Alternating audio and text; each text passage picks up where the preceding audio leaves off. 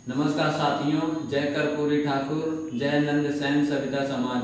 साथियों, आज हमारे महानायक जननायक दलित शोषित पिछड़े वर्ग के मसीहा माननीय कर्पूरी ठाकुर जी को भारत रत्न नवाजे जाने के लिए जो केंद्र सरकार के द्वारा घोषणा की गई है, उसके लिए हम अपने राष्ट्रपति माननीय द्रौपदी मुर्मू जी का तहे दिल से आभार प्रकट करते हैं। साथियों, कुछ लोग कर्पूरी ठाकुर जी को नहीं जानते होंगे, तो उनको मैं बताना चाहता हूँ कि जब सामंतवादियों का राज चलता था, सामंतवादियों का प्रभाव था, सन 1924 की बात है। एक तो हम लोग यानी दलित शोषित पिछड़े वर्ग लोग अंग्रेजों से परेशान थे। उसी में यहाँ के जो काले अंग्रेज, जिसको आप सभी लोग जानते हो, किसी के कहने की जरूरत नहीं है, उनके द्वारा उनके अधिकारों को जमींदारी के द्वारा और शोषण करके गुलाम बनाकर लोगों को रखा जाता था। ST के लोगों को, OBC वर्ग के लोगों को। उस समय बुद्ध की धरती से, महापदम नंद की धरती से, चंद्रगुप्त मौर्य की धरती से माननीय जननायक कर्पूरी ठाकुर जी का सन 1924 में 24 जनवरी के दिन उनका जन्म हुआ। तो बिहार की धरती को पावन करते हुए उन्होंने बहुत ही कड़ा संघर्ष किया। सामंतवादियों के द्वारा उनके अधिकार को, शिक्षा के अधिकार को, साथ ही साथ वहाँ पर उन्हें जो जल जंगल जमीन उनके क्षेत्र भूमि के जो सामंतवादियों के द्वारा हड़प लिया गया था, उसी को उन्होंने बहुत ही दिन तक उसकी लड़ाई लड़ी। बाल्यावस्था में उन्हें जात सूचक शब्दों के द्वारा बहुत ही ज़्यादा सामंतवादियों के द्वारा अपमानित किया जाता था और उन्हें मजबूर किया जाता था कि वंशानुसार वो कार्य करें। जैसे कोई व्यक्ति जैसे सैलून का कार्य करता है, सैलून का कार्य करे, कोई धोबी है तो कपड़े का कार्य करे। मतलब कि हर जात के लोगों को, जात के तबके के लोगों को जात आधारित काम करवाया करते थे समाज, वहाँ पे सामंतवादी लोग। ऐसा आप सभी लोग जानते होंगे, आज भी बहुत ज़्यादा देखने को मिलती है। तो भाइयों, उस समय उन्होंने शिक्षा ग्रहण की 10वीं की क्लास उत्तीर्ण किए थे। तो उस समय उनको बहुत ज़्यादा जासूचक शब्दों के साथ अपमानित किया गया था।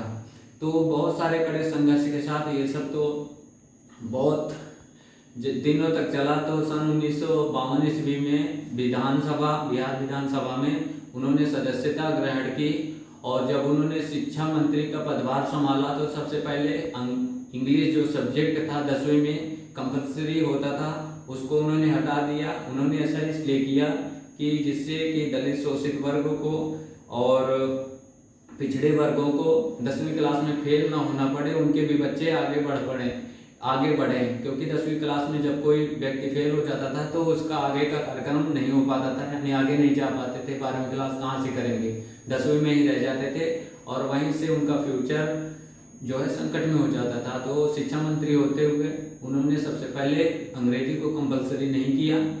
वो बहुत ही अच्छा कार्य रहा। सामंतवादियों का बहुत ही ज़्यादा बिहार में प्रभाव पहले भी था, आज भी है, लेकिन धीरे धीरे जब तक SC OBC जागरूक नहीं होंगे तब तक ऐसा हटने वाला नहीं था।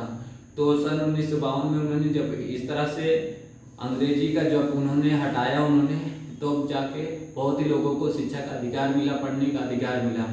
जब 1970 में मुख्यमंत्री कर्पूरी ठाकुर जी बनते हैं तो उन्होंने देखा कि किस तरह सामंतवादी जल जंगल जमीन खाकर बैठे हैं, SC OBC के अधिकार को खाकर बैठे हैं। उसको देखते हुए उन्होंने SC OBC के लिए आरक्षण की मांग की।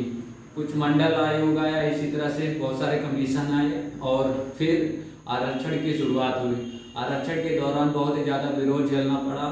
सामंतवादियों का प्रभाव बहुत ही ज़्यादा था और सरकार में उनका वर्चस्व ज़्यादा था। इस वजह से उनकी सरकार नहीं चल पाई और आगे भी 2 बार मुख्यमंत्री बने। दोनों बार उनको सामंतवादियों का विरोध झेलना पड़ा, जिसकी वजह से उनकी सरकार दोनों बार चली गई, लेकिन 2-2 साल ऐसे करके उनकी सरकार रही। तो ये कुछ इतिहास है उनका, जो अपने आत्मसमर्पण बलिदान उन्होंने SC OBC वर्गों के लिए किया। अगर वो आरक्षण की मांग न उठाते तो शायद आज SC OBC वर्ग के लोग बिहार में अपना वर्चस्व जमा पाते। इसी वजह से आज उनको जननायक कर्पूरी के नाम से जानते हैं, क्योंकि उन्होंने सरकार की परवाह नहीं की, गद्दी की परवाह नहीं की, आरक्षण की परवाह की, क्योंकि वास्तव में अधिकार पिछड़े वर्ग को मिलना चाहिए। उन्होंने जरूरी समझा और अपनी कुर्सी का बलिदान किया।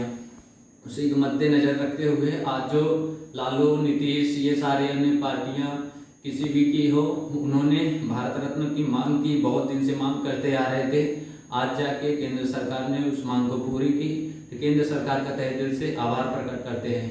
और साथ में हम अपने समाज के लोगों से अपील करते हैं कि जन्म शताब्दी समारोह अभी चल रहा है कर्पूरी ठाकुर जी का, तो आप जरूरी नहीं है आज ही के दिन, कल भी अपने यहाँ पर जो हो सके कर्पूरी ठाकुर जी के जन्म के उपलक्ष्य में, जन्मोत्सव उपलक्ष्य में कुछ न कुछ कार्य जरूर करें, जिससे कि आने वाले भविष्य, आने वाला फ्यूचर अपने समाज का, अपने वर्ग का, ओबीसी एसटी वर्ग का और सामान्य वर्ग का उत्थान हो सके। साथियों, हम सब सामान्य वर्ग के लोगों का हो या फिर एससी एसटी वर्ग का, ओबीसी वर्ग का, सभी वर्ग के महान लोगों का हम स्वागत करते हैं, उनको नमन करते हैं। चाहे वो मंगल पांडे हो, चाहे बाबा साहेब अम्बेडकर, चाहे हमारे एपीजे अब्दुल कलाम जी, सभी समाज के वर्ग के लोगों का हम आदर करते हैं।